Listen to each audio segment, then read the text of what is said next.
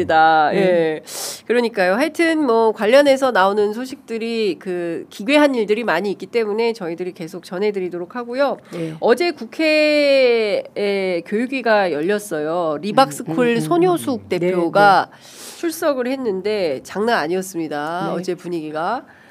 전두환과 관련해서 너무 기가 막힌 얘기를 했는데 명예회복이 필요하고 학살이다 아니다라고 자기가 얘기하기는 어렵다. 이진숙 같아. 뭐 애국이라는 표현을 계속 쓰면서 애국 현장 뭐 이런 말을 써요. 그리고 마녀 사냥 당해가지고 자기가 심신미약자가 됐다 이런 표현을 쓰고 있고요. 더군다나 어제 보니까 그 용산에서 그 교육부 간부에게 압력을 행사해서 리박스쿨 관련 단체에 이제 그 늘봄 사업 합격하도록 압박을 행사했다 이런 진술도 이제 어제 나온 것 같습니다.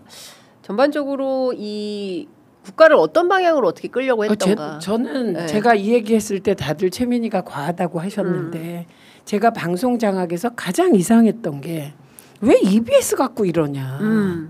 이명박도 안 그러고 박근혜도 안 그런 EBS를 왜 건드리냐. 그래서 그 EBS의 조선 쪽 출신의 극우 인사를 부사장으로 보내고 막 이랬거든요. 친일적인 사람을. 그런데 이게 국가 전체의 대개조.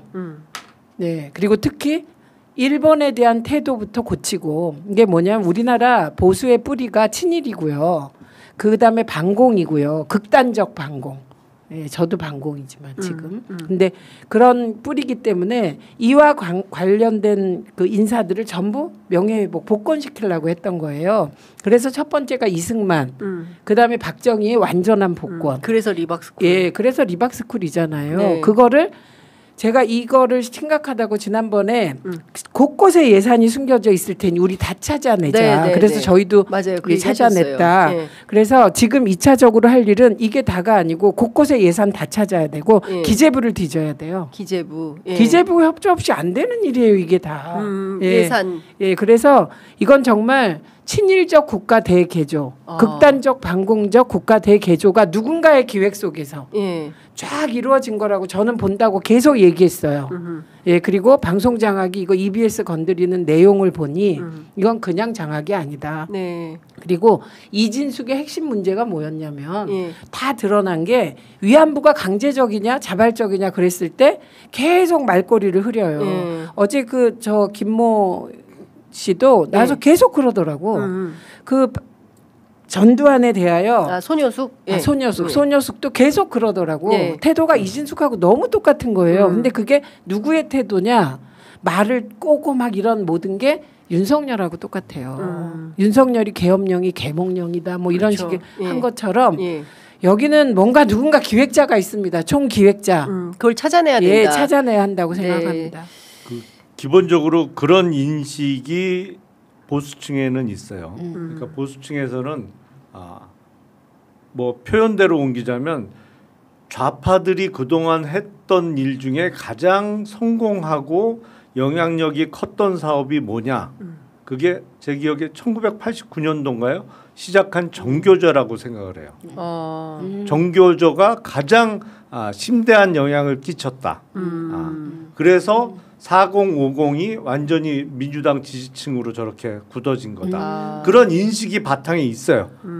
그래서 사실은 그러면 우리도 하자라고 해서 교육적으로 그래서 EBS를 그렇게 중요시한 거예요. 그래서 어린 세대부터 우리가 교육을 제대로 시키자 이런 인식이 있는 거예요. 그런 인식하에 벌어진 작업들입니다. 이게 뉴라이트 사관 뭐 이런 게 다 그때 다 태동이 됐던 거죠. 이명박 정부 때. 근데 그래서 정교조 때려잡자 이 분위기. 그리고 정교조가 민노총. 그래서 민노총 때려잡자. 이게 근데 보통은 이게 부분적으로 일어나는데 윤석열에 들어와서 노골적으로 광범위하게. 그래서 화물연대 때려잡자로 시작한 거거든요. 근데 제가 이제 이게 국민의힘에 대해서 생각을 해요 요새. 제가 어제도 이게 뭐지 이렇게 우리 남자친구랑 역사학과니까 둘이 역사적으로 쭉 점검하다가 진짜 잠을 못 잤는데 뭐였냐. 그럼 국힘은 왜 저러냐. 국힘은 이제 보수 혹은 극우는 빼고 보수의 미래 설계가 없다. 찾을 수가 없는 거다. 그러니까 과거로 갈 수밖에 없는 거다. 그리고 또 하나의 위기가 있습니다. 그럼 민주당이 보수의 자리를 차지해 버렸어요. 그러니까 네. 지금 우리가 빈 게 뭐냐면 진보가 비어 있는 거예요. 지금 이재명 대통령이 굉장히 영리하고 지혜롭게 하는 모든 거는 소위 중도 보수 쪽의 영역을 확장해 버린 거예요. 네. 그런데 원래 제대로 되려면 극우가 섞여 있는 국힘이라도 예. 중도 보수로 와야 되는 거잖아요. 그렇죠. 그리고 민주당은 중도 진보 정도의 예. 위치를 점하면서 경쟁해서 가야 되는 거잖아요. 네. 그런데 극우에 그냥 머물러 있는 거예요. 그렇죠. 그걸 네. 윤석열이 도장을 찍고 네. 윤석열이 국힘 의원 전부를 사실상 계엄의 방조자로 만든 만들었다. 거예요. 그러니까 예. 지금 떨고 있는 거죠. 그러니까 조은희 같은 사람 자기가 무슨 말을 하는지 모르는 거예요. 그러니까 무슨 우리도 계엄의 무슨 그 피해자다. 피해자가 윤석열 그 집으로 몰려가 갖고 거기 그 인간 방어막을 만듭니까? 그러니까요. 인간 방패 역할을 하셨잖아요. 예. 그래서 지금 그 정말 우리는 대통령께서 민주당은 중도 보수다 그랬다가 뭐 일부가 난리 났었는데 예. 저는 보수 리버럴이라고 생각하고요. 그래서 그 부분을 단단하게 해서 네. 사실 경제는 좀 보수적으로 운영하는 게 맞잖아요. 그렇게 가고 그다음에 진보 영역에서 새로운 씨앗이 싹쓸 수 있냐 이게 이제 그렇죠. 중요한 과제다. 중요한 한국 사회에. 과제인 것 같아요. 네.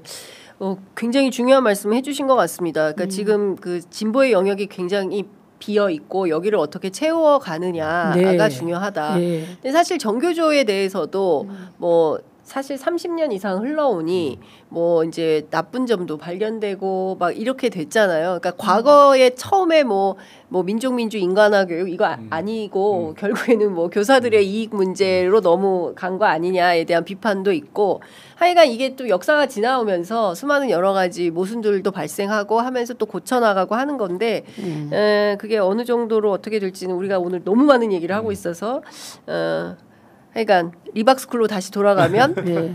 EBS까지 포함해서 완벽하게 극우 사상을 전파하고 네, 국가 대계죠. 그들은. 그렇죠. 예, 그들 입장에서 네. 그렇게 하려고 했었던 거다. 이렇게 정리를 하면 좋을 네. 것 같습니다. 아이고 11시 1분이네요. 그 의원님한테 그거 여쭤봤어야 되는데 집사 게이트도 살짝 여쭤봤어야 되는데 그것도 못 여쭤보고 그랬네. 아 근데 예. 그건 아마 그 오늘 좀 심 확인했습니다. 기자가 예, 했죠. 시민보 근데 씨가 했습니다.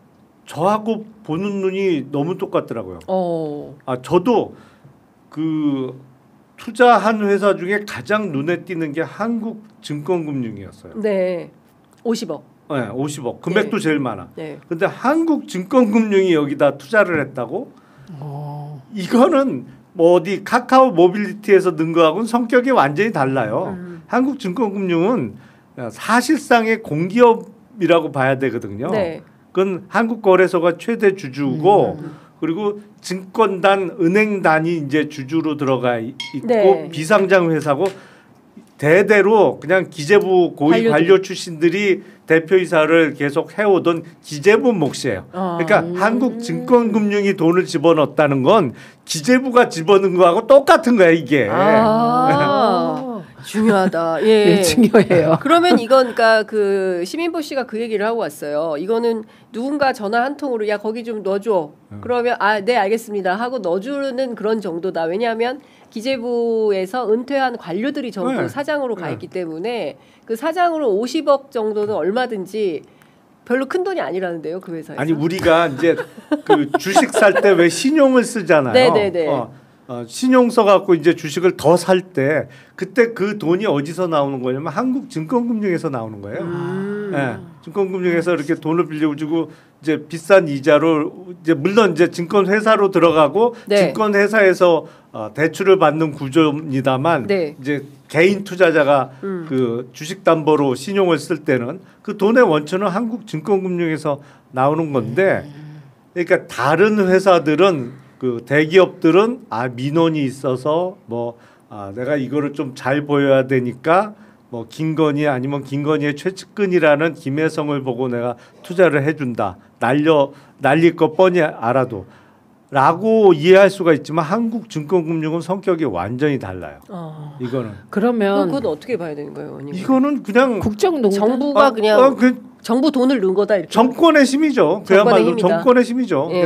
그런데 왜 특검이 그 집사의 그 압수수색 영장을 특검이 신청했는데 재판부가 기각했잖아요. 그렇죠. 그 이유가 특검의 수사 범위를 넘어섰다. 요거라고 하던데. 그거는 제가 보기에는 말이 안 되죠. 말이 안 되죠. 왜냐하면 인지한 사건 수사 가능하죠. 그렇습니다. 그 신장식 의원이 얘기하고 갔는데 수원 브라더스, 수원지방법원 출신 3명이 그중에 2명은 또 이재명 당시 대표의 사건을 했던 판사들이고 그 부분은 신장식 의원 편을 좀 살펴주시면 좋을 것 같습니다. 오늘 시간이 너무 많이 됐는데 그래도 오늘 최민희 의원이 꼭 말씀하셔야 되는 이상호 기자 관련된 그거는 일단 이상호 기자가 좀 뭔가 취재가 잘못됐는지 그 제가 대통령실과 민주당과 상의 없이 혼자서 방송 3법을 그러니까 대통령의 뜻을 거스르고 통과시켰다고 막 비난을 했다는 거예요. 근데 그런 일 없습니다. 예, 이게 당이라는 게 뭐 예를 들면 이제 정청래 의원이 법사위원장을 하고 박찬대 원내대표가 원내대표였잖아요. 그리고 제가 과방위원장을 하잖아요. 우리가 한 모든 일은 다 원내대표와 당대표와의 조율하에 한 겁니다. 그래서 제가 늘 말씀을 드리잖아요. 과방위원들이 역할을 잘한 건 그 당대표 이재명 당대표와 박찬대 대표가 우리 이 구성을 잘해줬기 때문이다. 그리고 우리는 충실히 역할을 한 거다. 이렇게 얘기했듯이 우리 여당 됐잖아요. 그래서 제가 지난번에 여당 되니까 너무 힘들다고 헉헉대고 왔잖아요. 맞아요. 예. 너무 많은 사람을 만나야 되고 한 명 한 명 만나서 다 내용을 조율해야 되더라. 그거 다 거쳤습니다. 그래서 그 당일 7월 1일 대통령께서 저를 보고 그 거의 첫 마디가 앉자마자 거의 첫 부분에서 최민희 의원 얼굴 보니까 생각이 났는데 왜 그렇게 그 비난을 받고 계세요? 그렇게 시작된 거예요. 그래서 이 지금 방송 3법이 내 뜻에 꼭 부합한다고 알려주세요. 이렇게 말씀하셨고요. 대통령께서 제대로 힘을 실어 주셨잖아요. 아 그러네. 그러네. 실세예요. 실세. 아니 그래서 실세위원장? 그거는 아니고 내용이 마음에 부합한다는 것이었고요. 그래서 이상호 기자가 관련 동영상도 내리겠다. 그래서 아마 내렸을 것 같고요. 그리고 페북에 제 정치 생명이 끝날 거다. 자신을 고발하면 뭐 이런 내용도 올렸었대요. 저는 몰랐는데. 그러면 그런데 그것도 다 내렸다. 그런 상황이니까 지금도 저보고 대통령과 조율 안 하고 했다고 막 메시지 보내시는데 그거 사실 아니니까 이제 그만 보내십시오. 예. 저희 방송에 와서 일종의 이제 해명 방송하신 아까 신장식 의원도 검찰 특활비 관련해서 엄청나게 공격을 받으셨는데 그 관련돼 그래요? 검찰 특활비는 우리 다 잘못 들어갔다고 생각하는데요. 근데 그거 아니 그래서 하여튼 그 너무 길어지니까 여하튼 이제 중요한 것은 이제 해명 방송이었다라는 것이고 저희도 그렇고 억울하게 꼭 말씀하셔야 되는 그 국회의원분들 계시면 저희가 문호로 개방해 드릴 테니까 조승래 의원을 한번 불러야 돼요. 조승래 의원이요? 조승래 의원이 검찰 특활비를 부활했다는 거짓말이 돌아가지고요. 그게 저긴데 신장식 그거 아니에요. 조승래 의원은 대통령실에 지금 돈이 하나도 없답니다. 그도 그럴 것이 지난번에 그 윤석열하고 김건희가 사람들 엄청 불려서 부어라 마셔라 먹고 나가갖고 예산을 땡겨서 다 쓴 것 같아요. 그래서 돈이 없대요 하나도. 그러면 운영비를 다시 책정할 수가 없다네요. 대통령실 그 특활비에 대해서는 당연히 그래서 그거를 부활하자고만 부활이 아니고 그게 필요하다. 그래야 일을 하실 수 있다고까지 얘기했답니다. 한번 모셔서 억울함을 푸셔야 돼요. 네, 알겠습니다. 자, 오늘 두 분 말씀은 여기까지 듣도록 하겠습니다. 고맙습니다. 네, 고맙습니다.